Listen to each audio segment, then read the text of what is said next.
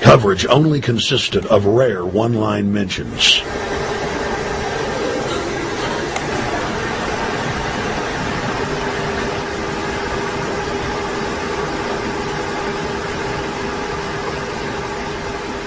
With the rise of the alternative media, their stranglehold on information has begun to slip. On the outskirts of the national capital today, black limousines with darkened windows converged on a hotel where private security guards imposed ironclad control. The limos carried royalty, political power brokers, and industrial titans to a secret meeting that will last all weekend. It's known as the Bilderberg Group. Could their objective be world domination? Every 4 years, Bilderberg meets in North America, and in June of 2006, we decided to travel to Ottawa, the capital of Canada. The site of Bilderberg.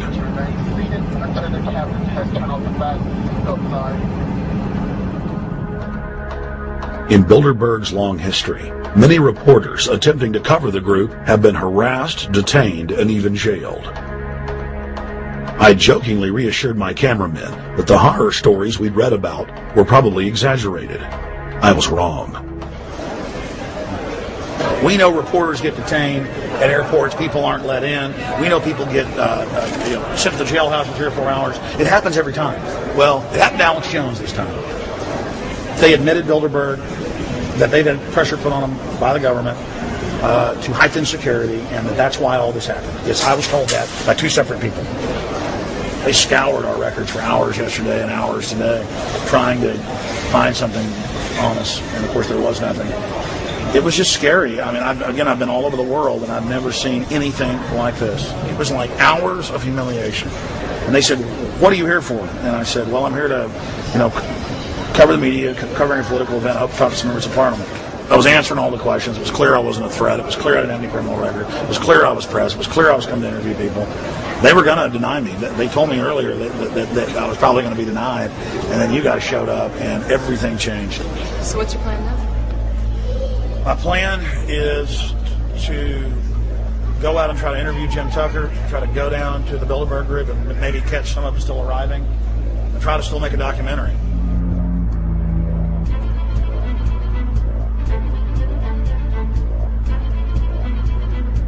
So instead of being here at 8 a.m. in the morning when the Bilderberg Group attendees, the 100 elite of the planet, start showing up, we're going to be in here about 3:30 or so, and we'll see if we can catch any of the elites coming in.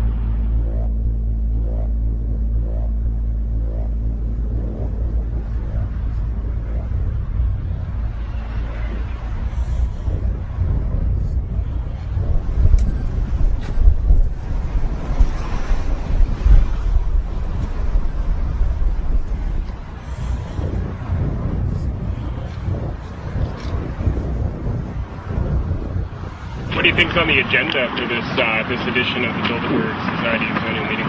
They're debating the attack on Iran. They're talking about how to take out Hugo Chavez. They're talking about how to get their American Union in that destroys Canadian, U.S., and Mexican sovereignty.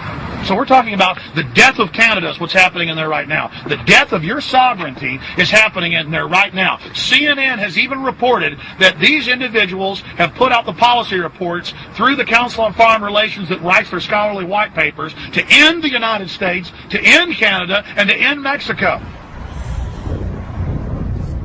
About 10 have come in. They've been coming in slowly in typically big black cars with what appears to be bulletproof glass, and we've got a few pictures of some of the people. We're being kept well back from the building by an awful lot of security people, but there'll be more security as this thing develops. Again, just a reminder to stay off the property, okay? I am. This is the line. We checked with the city. Thank you. Yeah. Okay. The ex-president of Ireland? Maybe? Okay. Danny will go. I came here from upstate New York, I booked a room way in advance. When I checked in at 10 o'clock at night, they told me I had to be out at 8:30 in the morning. And so, of course, I complied to what they wanted. I wasn't happy about it because I had been tired. I drove quite a long way. Then I went down to have something to eat, and I just saw a bunch of security here, and I was wondering what was going on, and I asked questions, and they said that they were having a wedding or they were having some sort of reception. So I decided to ask a couple more questions because I thought it was kind of weird. And then I saw them from my hotel window. They were in the back with flashlights looking at the trees, looking up through the trees, and they were also in front of the hotel combing. It looked like combing the hotel. So I kind of was wondering what was going on, and I left. I got up this morning. I checked out. And then the fellow that I spoke with, the last fellow I spoke with, said, well, you'll know all about it in the newspaper. Well, I didn't have to wait because there was a group of people out here telling me everything that was going on. And they're not fooling anybody any longer when you've got this many cops, you know, and detaining Alex Jones at the border.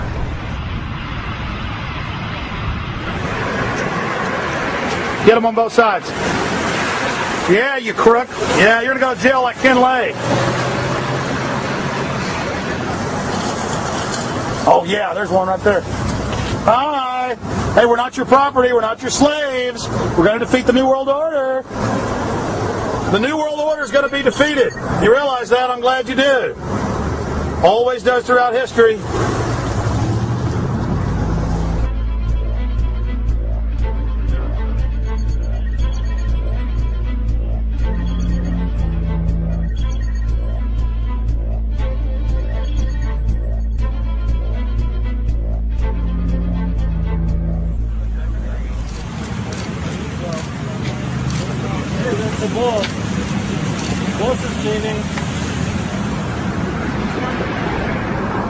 Etienne Davignon is the honorary chairman of the Bilderberg Group,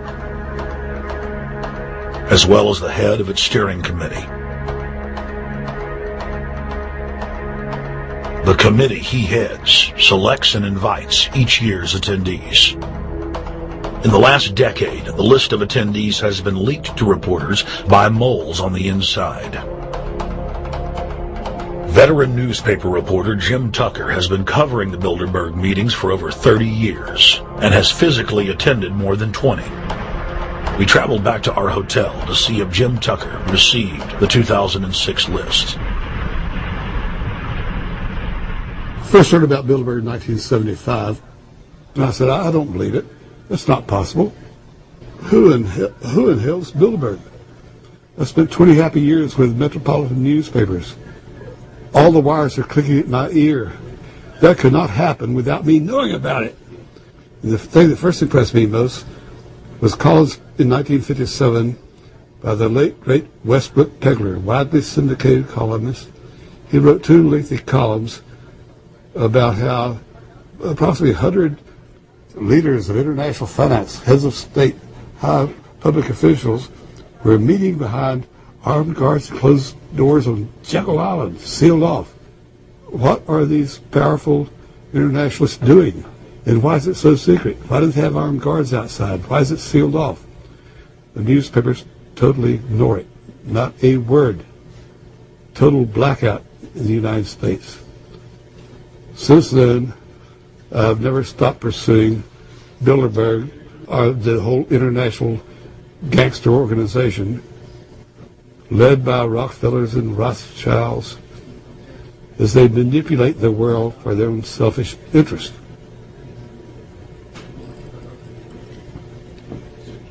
Jim, you've been waiting on the list. You normally get it on the first day. You haven't gotten it. We're told it might come in today. How important is that list? It's absolutely essential, although identifying people outside, as we always do, is important to find out who is not on their own list. In recent years, someone from Europe has sent a machine copy with a letterhead and so forth without identifying himself. So far, I haven't heard from him.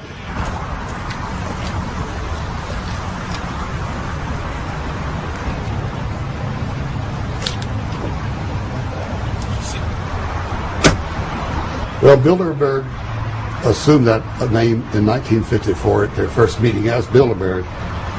It's the Bilderberg Hotel. It's a little bit like Shakespeare's As You Like It. They say to Shakespeare, what do you want to call this book? And he says, As You Like It, meaning whatever you want to call it. And they thought it was dictation.